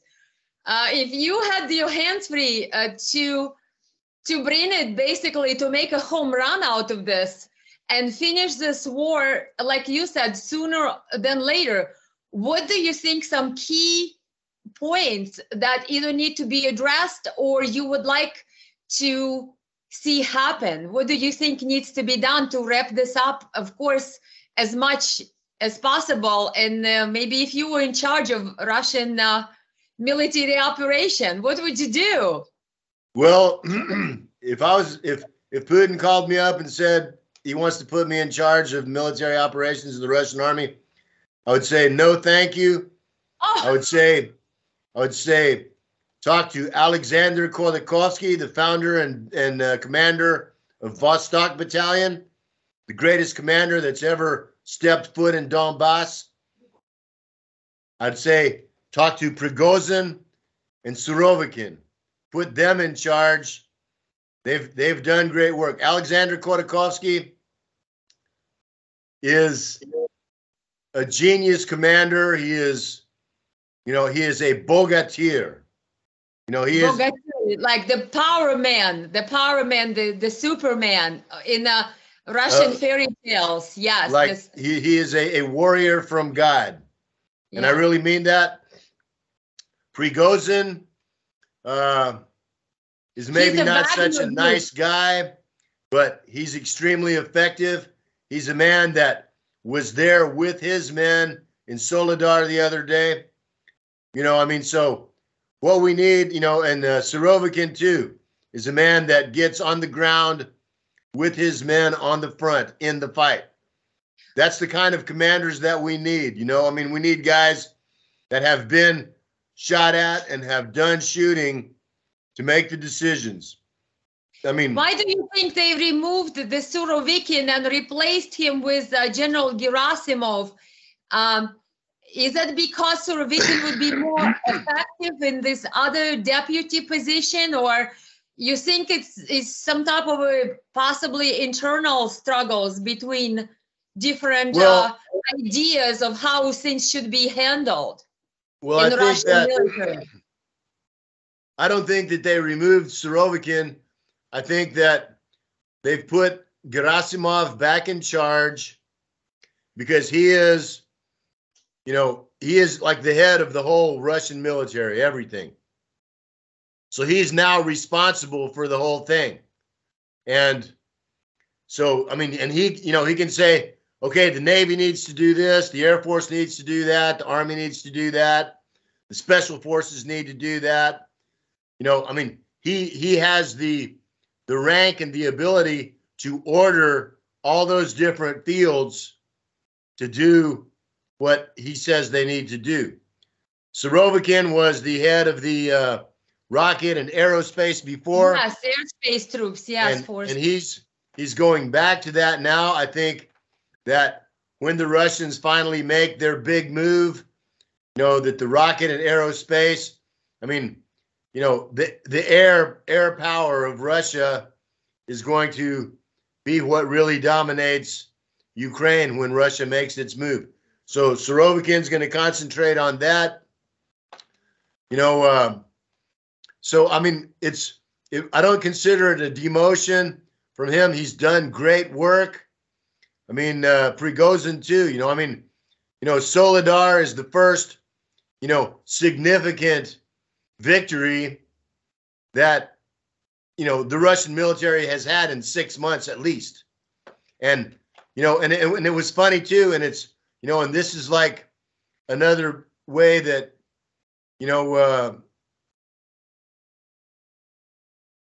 Russian information warfare needs to do a lot better job.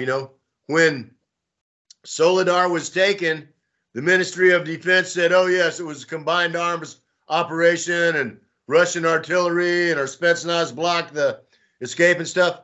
And they didn't say anything at all about Wagner. And it was Wagner group, they're like a private contractor group that's Prigozhin is the leader of. That's right. And it was exactly and only Wagner troops that did the assault on Soledar. And it was only their troops that took that whole city. And they weren't even mentioned. And then it was like 2 days later, because Russian, more like independent media started saying, well, who was it exactly? You said, and then the MOD had to come out and specifically say, yes, it was only Wagner that did the military assault on Soledar and took it, and that's kind of a little bit disgraceful that they didn't give them the credit, from the get-go, that they kind of had to be squeezed a little bit before they gave credit where credit was due and told the actual truth, So Prigozhin, and it's also, you have to ask yourself, why one of the best military units in the whole Russian military is private contractors. You know, what does Prigozhin know and do that Gerasimov and Shoigu didn't know and didn't do for the last 8 or 10 or 20 years? Yeah, I've read some articles, and some people say that just like every place, I'm sure, just like probably in United States, the bureaucracy, the people like to write good reports that we have everything on file, we have stockpiles, our warehouse is full of equipment, and then when it comes to they need to equip somebody, is like, oh, sorry, we don't have enough, or we don't have. So I read some articles that people say that it's possible that just like in, I guess in any military, I've heard Scott Ritter, the American Marine who talks a lot about the Ukraine-Russia war, saying that in American Army, very much the same, the lower commander is afraid to upset the higher commander. So he will report that everything is perfect. They did everything, and on paper they have enough, you know, weapons, enough uniforms, and nobody really wants to deliver the hard truth that sometimes you need to deliver that harsh truth, but the commander on top doesn't want to hear that. And well, that creates you know, and to not speak truth to your superiors when the soldiers that you command will suffer and die because of these shortages, you know, that's only cowardice. Only cowardice. It is. And so, and yeah. What is the first job of a soldier? To be brave, to be courageous. So, you know, I mean, and it is the job of the commander in chief, which is not Shoigu, it's Vladimir Vladimirovich, to weed out these cowards that, you know, that are just yes men and say, oh, everything's fine when it's not. Say, all right, dude, you screwed up. Go to the front with a shovel. You know who I've heard the other day? I was watching some different videos on the subject, and I came across the interview with somebody by the name of Girkin Ostrelkov. Yes, I know who that dude is.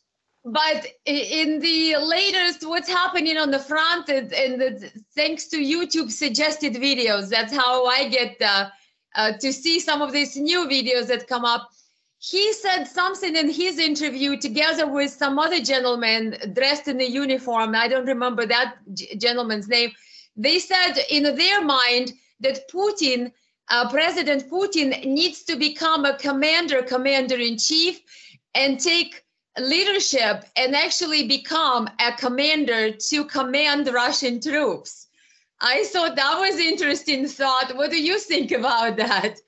Well, you said that Putin is commander-in-chief, but he sort of is, but he sort of isn't, right? Because they have the military commander, and the Russian president is sort of like just basically on paper, commander-in-chief on paper. Well, I mean, but he was suggesting.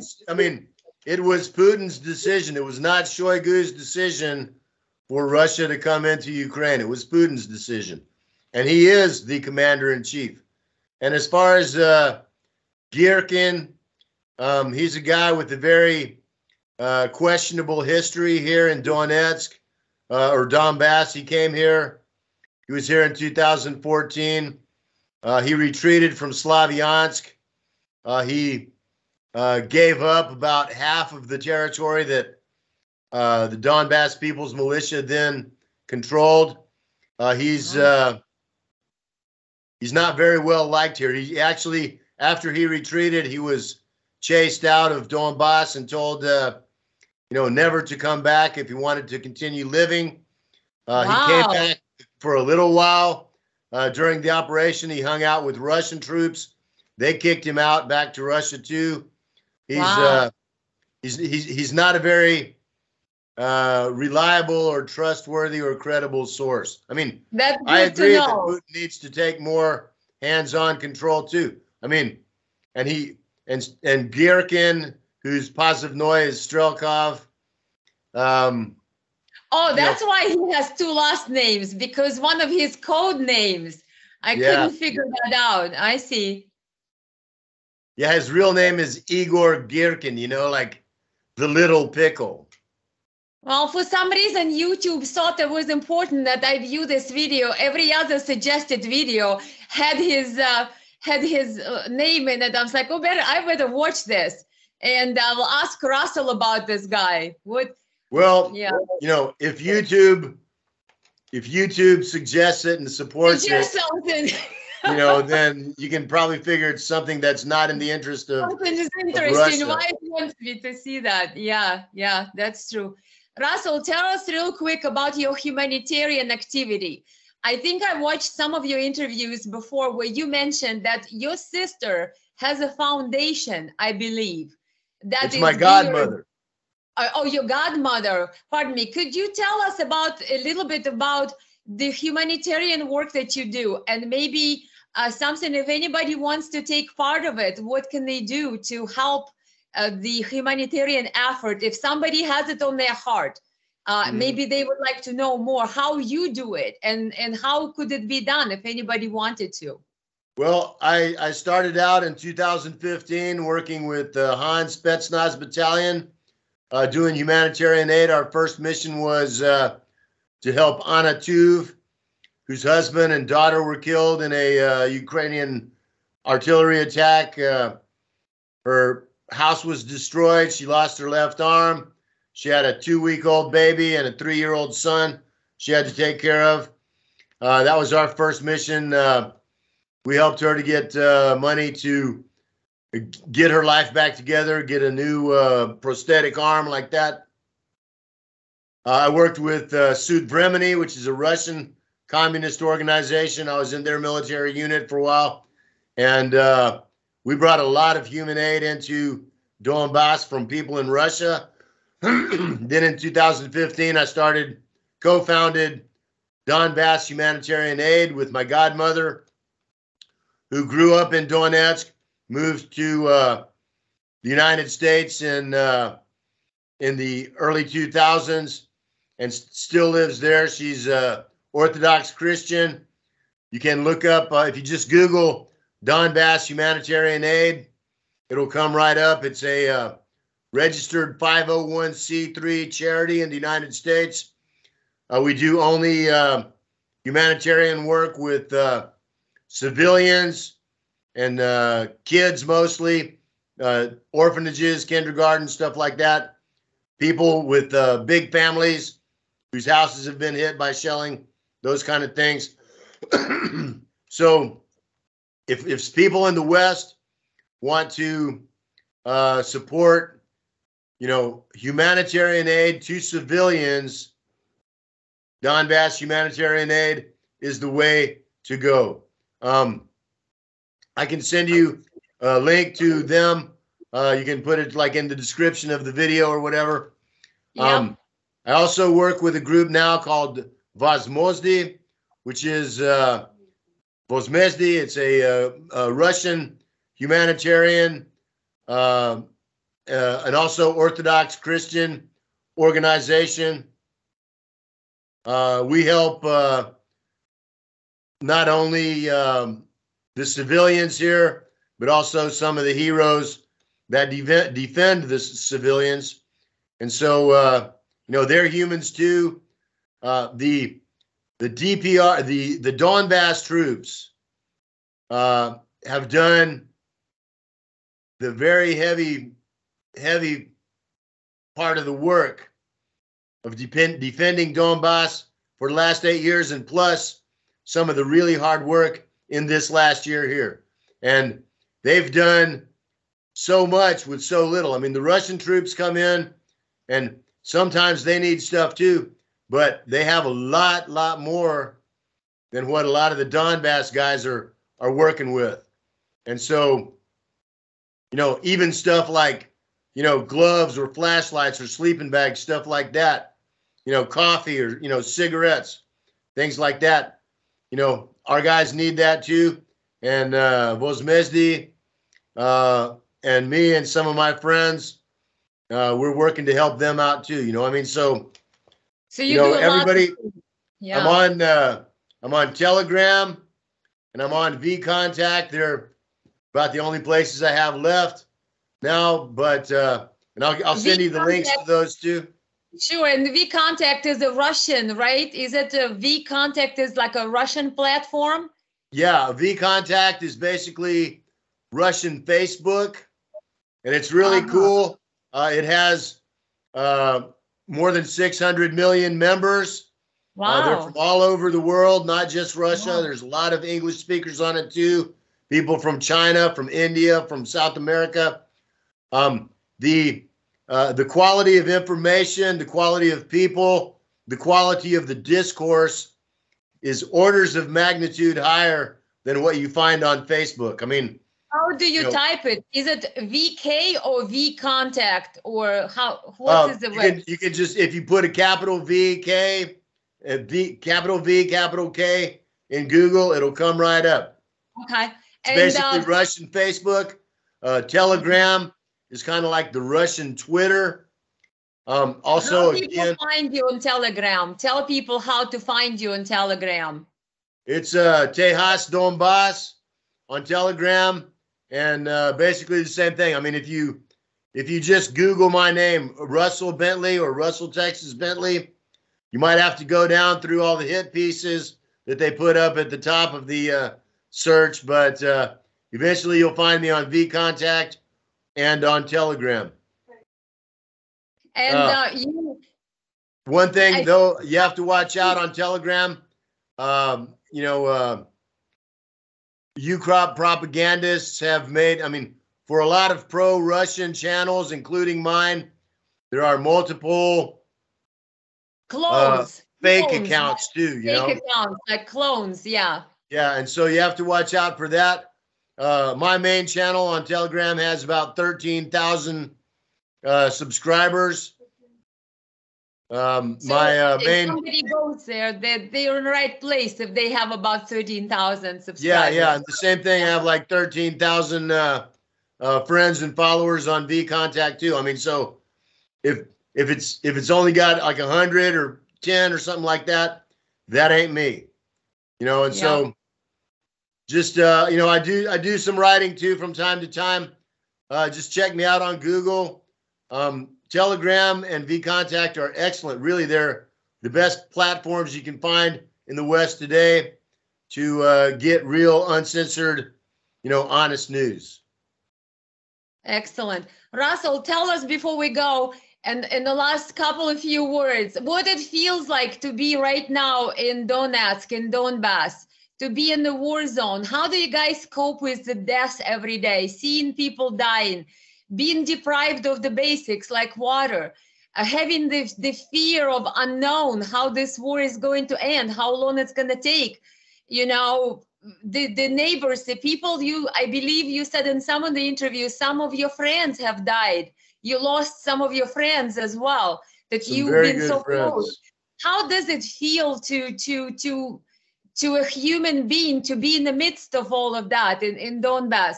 How do you go about your day? How do you find your strength?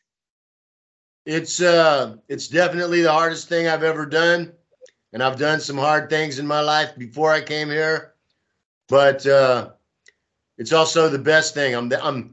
I'm 62 years old, and I'm the happiest that I've ever been in my whole life. This is what I was born to do. This is my destiny. There's nothing in the world that I would rather do. If somebody offered me $1 million a month to go live in Dubai, I wouldn't be interested. This is what I want to do. This is where I found my home here in Donetsk. I'm going to stay here. I'm going to live the rest of my life here. I'm going to defend it as long as it needs defending. And, as goes Donbass, so goes the world. So what we're doing here is defending the future of humanity. There's no more important, greater job. This is God's work, and there's nothing else I'd even be slightly interested in doing. So you found your purpose. Are you going to run for office there? Because you can. right? That's right. That's right. Or I Because might they're even going run to in have Russia. parliament and all. I think that they are talking about it. Well, Russell, for what positions? A senator or something? I mean, hey, you could run for something. Well, I think they'd probably want me to be something like the head dog catcher or something like that. Well, we'll see, because I read somewhere that if all goes well, there is a certain procedure that the Russian Federation is working on, and they're going to have elections, how I understand it, in That's right. Of course they are. regions that just recently, via referendum, joined Russian federations are going to have elections. I'm not sure if it's 2024 or 23. I think 23 next year, I think. Not Well, sure. I mean, I'm not really that interested in running for office, because I have some friends, some people that I know that I would much rather see in any, position of responsibility more than me. And I'm happy to support them. But We'll I like see. The doing time what will I'm doing. tell, right? Yeah. The time will tell. Well, Russell, I have so many questions, but I'm just in awe listening to you. I think I'm lost for words. I have lists of questions here. Let me ask you one more before we go, because I just can't have enough of your intellect and the stories that you hear. What would be regarding this situation, Russia-Ukraine conflict, United States? If you could sum it up in, few sentences, what do people need to know about this? Myth versus reality. In your own words, like, what do people in the world, if you had only what they call it elevator speech, few sentences, few key points, myth versus reality about this situation, Russia, Ukraine, and I don't know, United States, NATO conflict, and what's happening in Donbass. What are some key takeaways that every person should know? Well, first of all, this is the real battle of evil against the future of humanity. Our enemies are the enemies of all good people in the world. They are the 21st century version of the German Nazis, in some cases even the same people or descendants of the same people. This is a war for the future of humanity, and it's a war. It's a war for victory or death. Either those who consider themselves the masters are going to win and exterminate most of us and enslave the rest, or we're going to liberate humanity from this parasite class that is the scourge, the real Satanists of this world. And we will liberate ourselves from them by destroying them, which is exactly what we need to do. So it's either they're going to destroy us or we have to destroy them. There's a lot more of us than them. We're on the side of God. So that's our job. That is exactly the situation. And everybody does their part. Everybody does their part of the work. We can win. But it's going to take all of us together. And if we don't win, then, we're going to be exterminated. Our children are going to be sex slaves or organ donors. And the most evil people in the history of humanity are going to rule the world forever. So let's get busy. Let's get busy. I like it. Well, on that note, I want to thank you for being with me. I hope we can do it again. I think the time just flew by. I would have you all day if I could, but I know you'd have to go and rest. And okay, well, keep in touch, Elena. I'm very happy to talk to you. And yes, I'll send you the links to my Telegram and Human Aid and like that. Yes, I can post them in the description of the videos that we're doing. And I hope we'll schedule some other time and we'll get some updates and some thoughts from you on what is going on. As you said, it looks like it's going to take a long time. Yeah. It looks like it's going to take. So I just want to wish you to be safe, you and your family. And hopefully, there is a miracle. I don't know who to pray anymore. I mean, maybe miracle of God, and one day some of the politicians will wake up and will settle it out and we'll have peace. But so far it doesn't look like it. It looks like it's going to be a long way to peace. And I want to thank you for being honest and for being truthful and speak what really is happening, what really happened, and for everything that you do for the world. Like you said, this is a matter of humanity, for humanity in the world, not just Donbass, which is obviously the big part of it too. Well, thank you too, Elena. It's been a real pleasure talking to you. I'm happy to talk to you anytime. Yes, and thank you too. for your good work too. Thank you very much.